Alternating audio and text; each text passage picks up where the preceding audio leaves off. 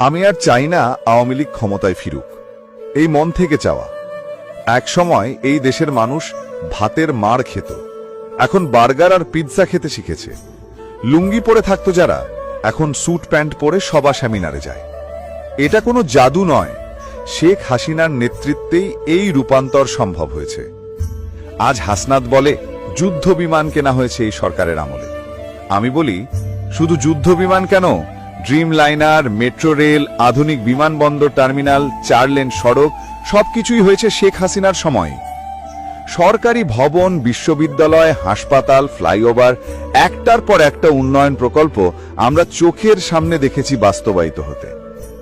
তবুও আমি আর চাই না আওয়ামী লীগ ফিরুক। কারণ কি? কারণ এই জাতি উন্নয়নের মূল্য বোঝে না।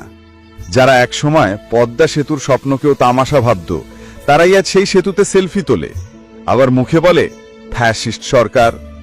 গণহত্যা কি, ফ্যাসিজম কি, তা না জেনেই উচ্চারণ করে রাজনৈতিক স্লোগান।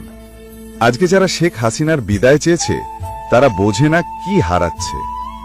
তারা চায় সেই সব শাসকদের যারা একটি ইট না গেথেও ফেসবুকে ত্রাণ চাওয়ার নাটক করে, 1000 কোটি টাকা তহবিলে লেখে হাত পাতে দাতা সংস্থার কাছে।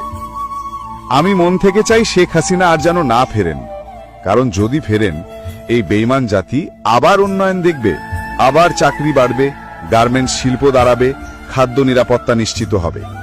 অথচ যারা এসব চায় না, তাদের জন্য দরকার উগান্ডা, সোমালিয়া কিংবা লাইবেরিয়ার মতো অভিশপ্ত ভবিষ্যৎ। তাদের জন্য প্রয়োজন এমন এক শাসক যে মুখের খাবারও কেড়ে নেবে, যেন তারা বুঝতে শেখে উন্নয়ন কাকে বলে, দেশপ্রেম কাকে বলে এবং নেতৃত্ব মানে কি। তাই বলছি, মন থেকে বলছি, ফিরে এসো না শেখ হাসিনা। এই জাতি তোমার যোগ্য নয়।